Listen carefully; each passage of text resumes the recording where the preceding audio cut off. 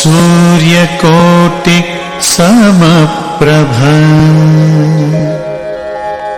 निर्विघ्नं कुरु मे देव सर्वकार्येषु सर्वदा।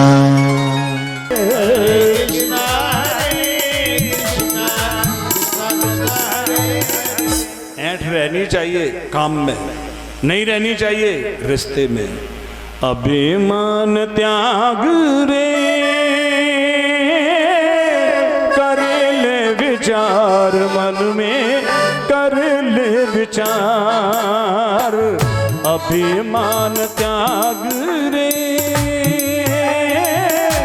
कर ले विचार मन में, कर ले विचार। अभिमान त्याग रे कर ले विचार मन में, कर ले विचार। अभिमान त्याग रे कर ले विचार मन में, कर ले विचार। अभिमान त्याग रे कर ले विचार मन में, कर ले विचार। कंचन जैसी काया पाकर, कंचन जैसी काया पाकर करे मत खार मन में, कर ले विचार। कंचन जैसी काया पाकर, हीरे जैसी काया पाकर करे मत खार मन में, कर ले विचार। अभिमान त्याग रे कर ले विचार मन में, कर ले विचार। अभिमान त्याग रे कर ले विचार मन में, कर ले विचार।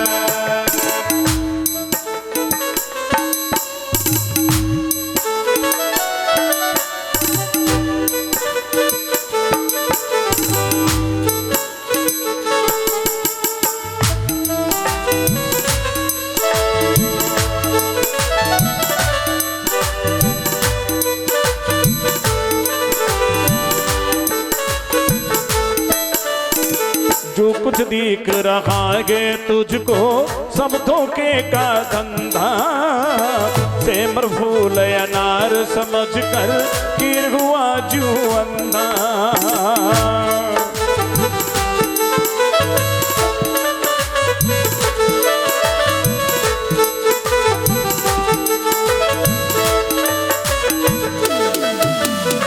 जो कुछ दिख रहा है तुझको सब धोखे का धंधा, सेमर फूल अनार समझ कर गिर हुआ जू अंधा। सिर धुन धुन बचता कर रोता, सिर धुन धुन बचता कर रोता, चोंच मार मार मन में कर ले विचार। अभिमान त्याग रे कर ले विचार मन में, कर ले विचार। कंचन जैसी काया पाकर, हीरे जैसी काया पाकर करे मत खार मन में, कर ले विचार। अभिमान त्याग रे कर ले विचार मन में, कर ले विचार।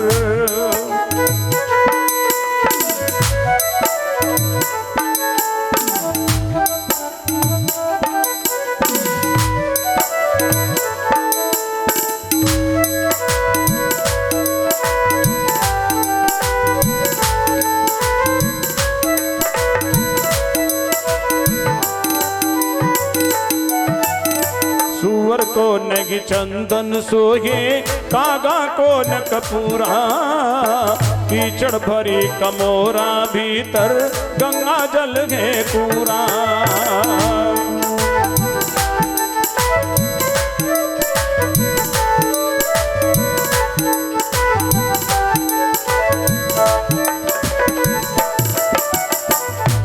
को नगी चंदन सोहे कागा को न कपूरा कीचड़ भरी कमोरा भीतर गंगा जल है पूरा मन माना कोई ज्ञान न होता मन माना कोई ज्ञान न होता जीती बाजी हार मन में कर ले विचार अभिमान त्याग रे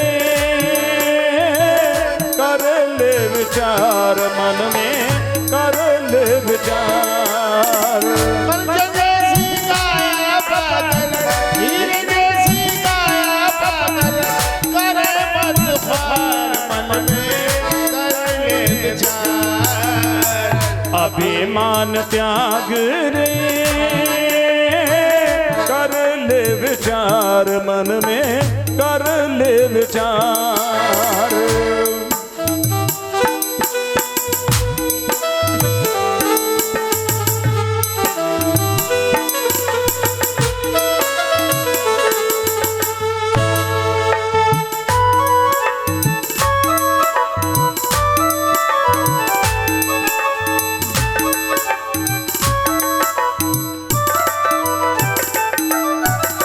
ये जग मुर्दों से मैं थुन गए क्यों ना इसे समझता कौन करे ये कर तब सारे उसको क्यों न पकड़ता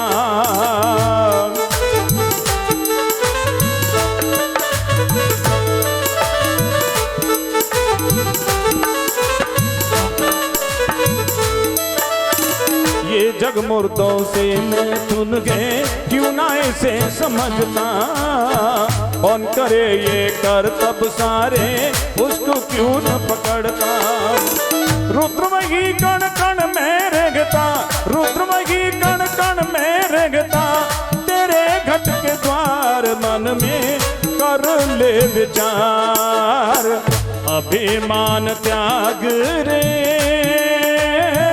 कर ले विचार मन में कर ले विचार हीरे जैसी काया पाकर कंचन जैसी काया पाकर करे मत ख्वार मन में कर ले विचार अभिमान त्याग रे कर ले विचार मन में कर ले विचार कंचन जैसी काया पाकर हीरे जैसी काया पाकर करे मत ख्वार मन में कर ले विचार अभिमान त्याग रे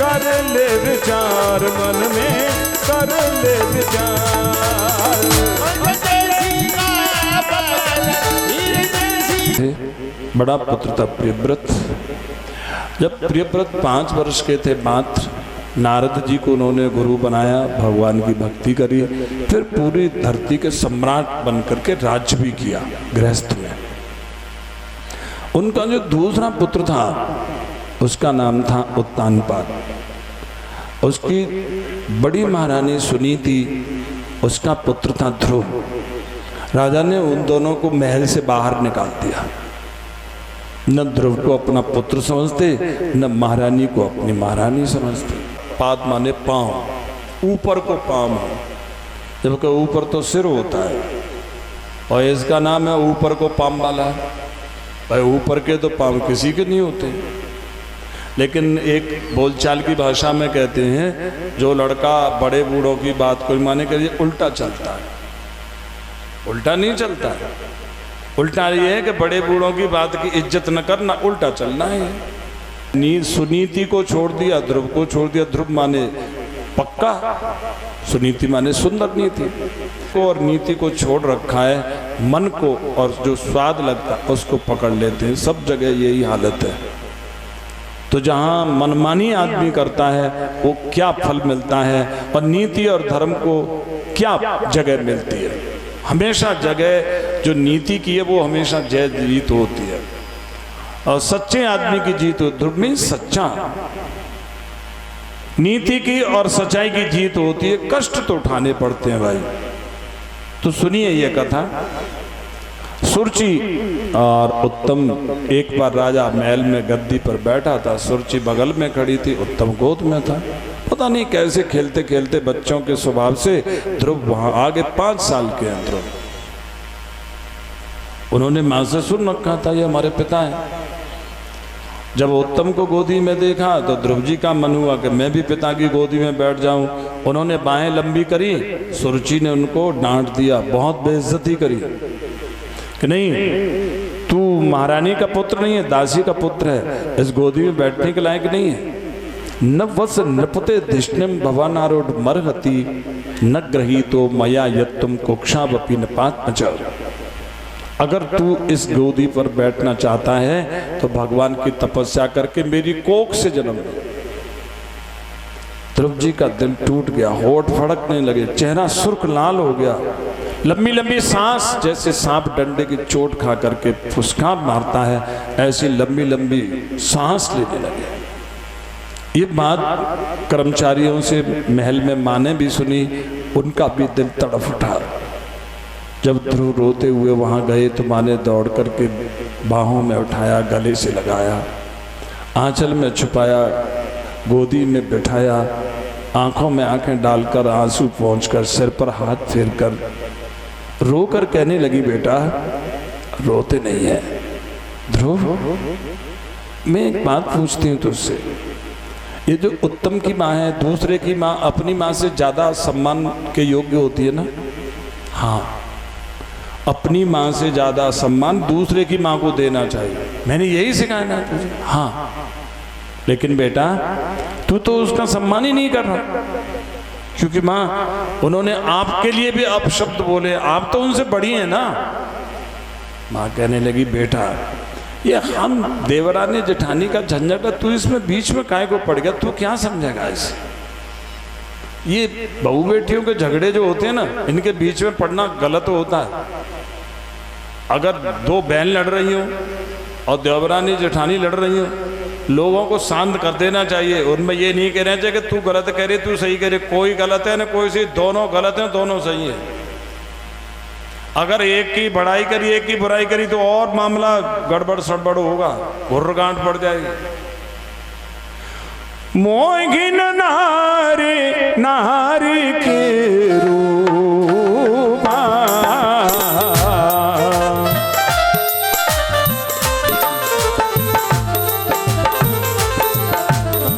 मोहिन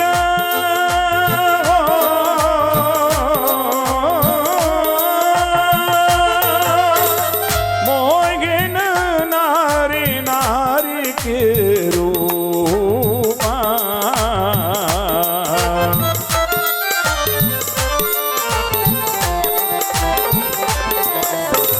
पन्नगारे यगरीत अनूपा,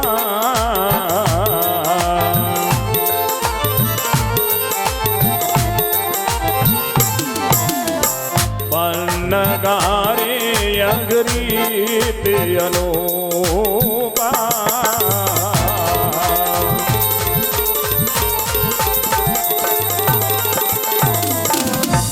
एक की बड़ाई करे एक की बुराई करे गलत है, उसको तो उनके ही ऊपर छोड़ो, दोनों को समझा दे, बस दोनों की तारीफ करे, दोनों को प्यार करे, चाहे एक की गलती हो चाहे दोनों की हो, दोनों से प्यार करे, किसी को ज्यादा बढ़ती नहीं करे, बराबर बराबर करे, आगे पीछे नहीं करे, एक साथ करे दोनों से। इसलिए बेटा तुमको बीच में नहीं पड़ना चाहिए। वो ठीक कह रही थी, देख जो बड़े होते हैं ना, बड़े छोटों को डांटते हैं तो उनके भले के लिए डांटते हैं, जो कुछ भी कहते हैं।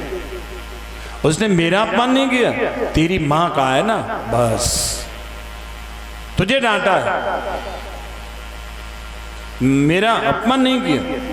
और बेटा वैसे मैं एक बात बताऊं, अगर किसी ने अपमान कर दिया है हम उसका अपमान करें, इसमें बुद्धि की कौन सी बात रही, समझदारी की कौन सी बात रही? कुछ रही नहीं, कोई समझदारी की नहीं। मेरे बेटे को तो वो काम करना चाहिए जब मालूम पड़ेगा ये बड़ा बुद्धि का काम किया, बड़ा समझदारी का काम किया। और समझदारी क्या है? समझदारी ये है कि किसी ने हमारा अपमान किया है तो उसकी तरफ न जाकर के हमारा अपमान क्यों हुआ है, हमारे घटिया कर्म की वजह से, है ना। सुख दुख हानि लाभ जो कुछ भी होता है वो हमारे कर्म से ही तो होता। बेटा हमारा कर्म खराब था तभी तो मैं रानी होकर के दासी हो गई, कर्म ही तो। सुरुचि का क्या दोष है इसमें? और तू राजकुमार होकर के भी दासी पुत्र हो गया, ये सुरुचि का दोष नहीं है, हमारे खुद के कर्म का दोष है। कर्म प्रधान विश्व करे राखा,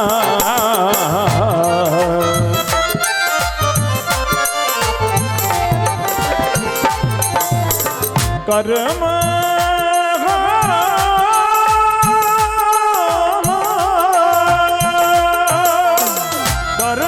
प्रधान विश्व करे राखा,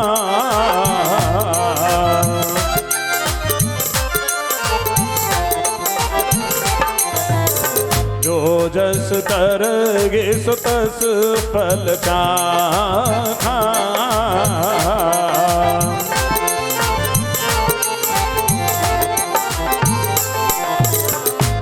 जस करगे सो तस फल चाखा।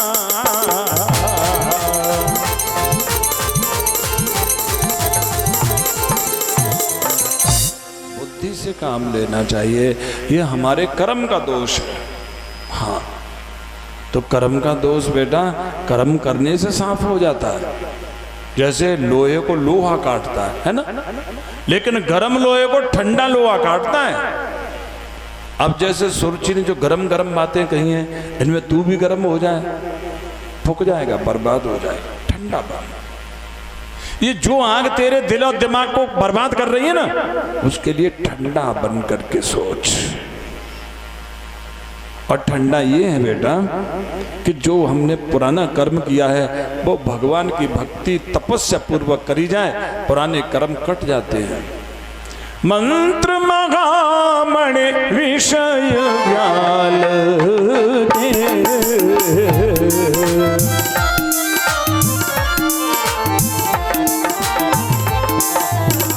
मंत्र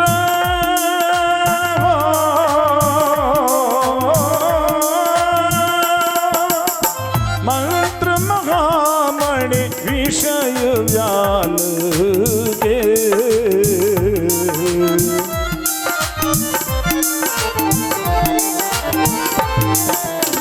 मेटत कठिन कुअंक भाल गे,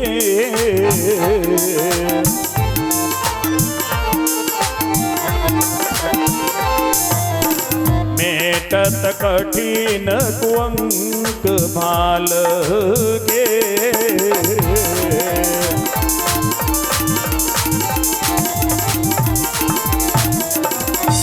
तो हम भजन तो करते हैं लेकिन तपस्या पूर्वक नहीं करते हैं, ऐसे ही करते हैं आराम आराम से। अरे मन को मार करके करना चाहिए, शरीर को कष्ट दे करके करना चाहिए, ये तप है। मन शरीर इंद्रिय और प्राण है ना, इनको बिल्कुल स्ट्रिक्टली और भगवान की आराधना में लगाएं तो सारे कर्म पुराने खत्म हो जाते हैं। ये जितने भी आसमान में तारे चमक रहे ना, ये तेरे जैसे ही हैं। इन बेचारों ने पहले बड़ी सड़बड़ी करी, फिर इन्होंने किसी गुरु की कृपा हो गई तो फिर उन्होंने अपने जीवन को संवारा, तप किया, भजन किया, आज देख चमक रहे हैं। बेटा गलत जगह पर जन्म लेना गलत नहीं है, लेकिन मनुष्य का जन्म लेकर के गलत काम करना गलत है। चलो हमने कुछ किया था, हमारा जन्म कौन सी जाति में हुआ, कौन से खानदान में हुआ, कैसी शक्ल मिली, इससे कोई मतलब नहीं, जैसा मिल गया वैसा ठीक है।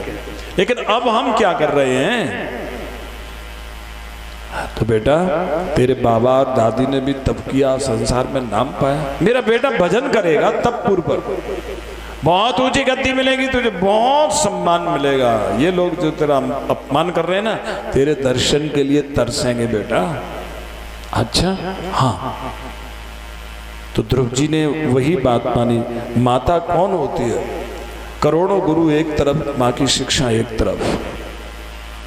माँ में दो शब्द हैं, माँ ता।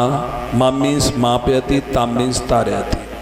माँ प्यती का मतलब है माता वो नहीं होती जो बच्चे को जन्म देती है, रोटी खिलाए और कपड़े लत्ते पहनाए। नहीं, कपड़े अगर गंदे हैं तो जिंदगी खराब नहीं होगी। अगर भूखा है बच्चा तो जिंदगी खराब नहीं होगी, कपड़े धुल जाएंगे, रोटी मिल जाएगी। तो कपड़ों पर ध्यान दे कोई जरूरी नहीं, भूख पर ध्यान दे कोई जरूरी नहीं, बच्चे की आदत पर जरूर ध्यान रखे। अगर आदत गंदी है तो जीवन बर्बाद, एक नहीं जाने कितने का बर्बाद करेगा। और अगर उसकी बुद्धि विचार की भूखी है तो एक नहीं कितनी जिंदगी बर्बाद करेगा। इसलिए बच्चा बुद्धि का भूखा नहीं हो और आदत का गंदा नहीं हो, ये ध्यान रखे। भले ही नंगा डोले या धूल में लिपटा हुआ डोले, ये कपड़े और शरीर की शुद्धता ठीक है, लेकिन ये कहीं शूटिंग करने नहीं जा रहा है, कहीं दिखने के लिए नहीं जा रहा है कि इसी पर मम्मी पूरा का पूरा ध्यान देती है। आजकल की मम्मी में सेंस ही नहीं है, बुद्धि नहीं है, संस्कार ही नहीं है, बस बच्चे के कपड़े और नहलाने धुलाने पे, खिलाने पिलाने पे, मौज मस्ती पे ध्यान देती है। ये काम तो जो बच्चों को नचाते हैं ना वो काम करते हैं। पहले बच्चा नाचेगा, सुंदर होगा तो नाचेगा, देखेगा कोई, अगर सुंदर कपड़े तो नाच देखेगा कोई, और नाचने गाने वालों के चेहरे सुंदर नहीं हो, कपड़े सुंदर नहीं हो तो कोई स्टेज पे खड़े ही नहीं होने देगा। तो ये कहीं स्टेज पे नाचने गाने के लिए नहीं जा रहा है बच्चा। कपड़े ठीक हैं लेकिन आदत पर पूरा ध्यान रख के, वो है माता। मापयती, मापयती मीन्स जानती है कि बच्चे में मेरे में कौन सी आदत खराब है, उसको जाने पहले, फिर तारयती, फिर उस खराब आदत को जान करके कैसे निकलेगी प्यार से निकालते, वो माता होती है। जैसे यशोदा ने भगवान कृष्ण को जन्म नहीं दिया, जन्म देने वाली होती जननी, और बच्चे को अच्छे संस्कार देने वाली होती है माता। तो माता मिलना मुश्किल है, जननी तो दुनिया भर की 84 लाख योनियों में जननी ही तो पड़ी है जो पैदा कर रही है। माता कोई कोई होती है, और माता वही होती है जो अपने बच्चे को एक सुंदर इंसान बनाती है, एक चरित्रवान बेटा बनाती है, चरित्रवान भाई बनाती है, चरित्रवान बेटी बनाती है, चरित्रवान बीवी बनाती है, चरित्रवान पिता बना। जो माँ बच्चे को संस्कार देती है वो माता होती है। और जिसने बच्चे को खिलाया पिलाया नलाया धुलाया हंसाया रुलाया वो माता नहीं है, केवल जननी है। हरे रामा रामा रामा रामा हरे हरे रामा हरे रामा रामा हरे हरे कृष्णा कृष्णा कृष्णा कृष्णा हरे हरे कृष्णा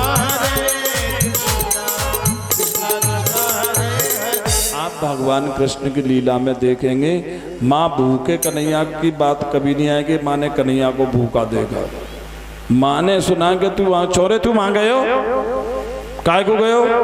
वो गैया बदमाश है, जेंगरा बदमाश है, जेंगरी बदमाश है, बिजार बदमाश है, छोरी खराब है, वो छोरा खराब है, गैल खराब है, काय को गए तू? माँ आदत को ध्यान में रखती है।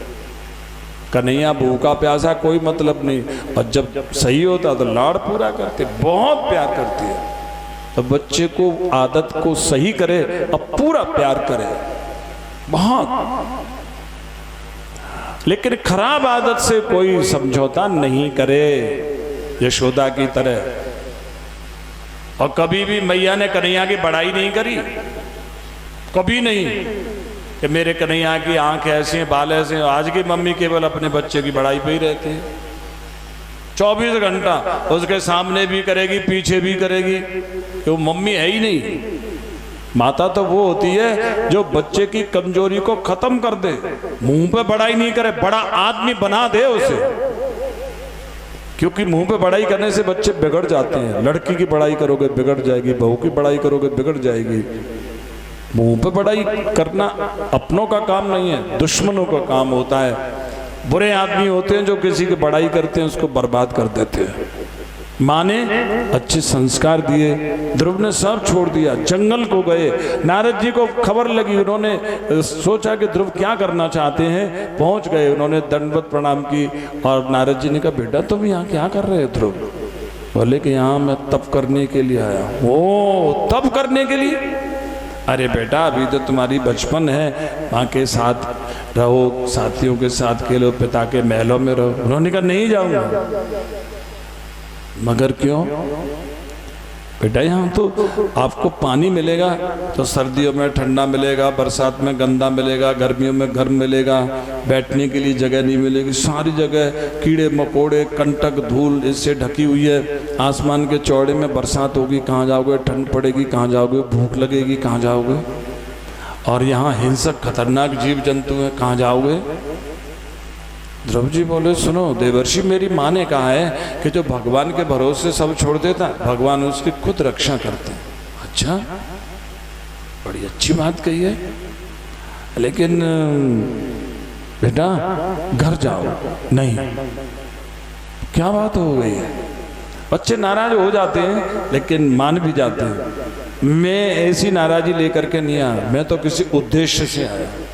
ओ, तुम बचपन में उद्देश्य सीख गए, अभी तो तुम्हें खेलना चाहिए। नहीं देवर्षि। मगर क्या हो गया बेटा? छोटी माँ ने हमारी माँ की बेइज्जती कर दी और हमारा अपमान किया। अरे इसमें बच्चों का क्या अपमान होता है? नहीं देवर्षि, जो मान और अपमान के फर्क को जानता है, जब बच्चा हो जब बूढ़ा हो, उसका अपमान और मान होता है। और जो जब बूढ़ा हो 90 वर्ष का 100 वर्ष का, मान अपमान का फर्क नहीं जानता, उसका कभी अपमान नहीं होता। हमारा अपमान हुआ है, हम नहीं जाएंगे। और यहाँ के हिंसक जीव जंतुओं से, वहां के पढ़े लिखे अच्छे लोग खतरनाक जानवरों से बुरे हैं, गंदे हैं। अरे ये जानवर ज्यादा से ज्यादा कष्ट देंगे, एक ही जिंदगी तो ले लेंगे, खराब तो नहीं करेंगे, जान ही तो ले लेंगे। और वो तो जिंदगी लेने, जान लेने, अपमान कर दें और कई जन्मों को बर्बाद कर दें। इसलिए इन जानवरों से, वो गांव के पढ़े लिखे लोग, वो जानवर बहुत खतरनाक है, नहीं जाऊंगा उनके बीच में। और यहाँ की असुविधा से थोड़ा सा दिमाग ही तो खराब होगा, वहां की व्यवस्था से पूरी जिंदगी बर्बाद हो गई।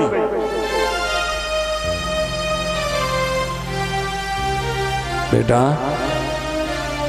मैं समझ सकता हूं, तुम क्षत्रिय हो, क्षत्रिय का खून ही बड़ा विचित्र होता है। कहा 5 वर्ष का बालक, आंखें सुर्ख लाल हो रही है, चेहरा सुर्ख हो रहा है, होंठ फड़क रहे हैं।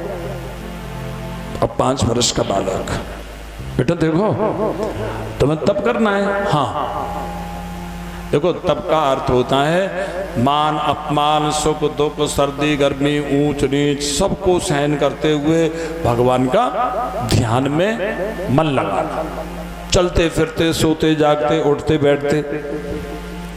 ध्रुव जी कहने लगे ये हमसे नहीं होगा, हमसे कोई अपमान करे हम शांति से सहन कर लें। नहीं नहीं, हमसे तो हो ही नहीं सकता। नारद जी कहते हैं तुम्हारा खून क्षत्रिय का है, तुमसे ये भजन नहीं होगा, नहीं होगा हमसे। तो हम तुम्हारे लिए राजयोग बताएंगे। इस राजयोग को पहले राजर्षियों ने जाना।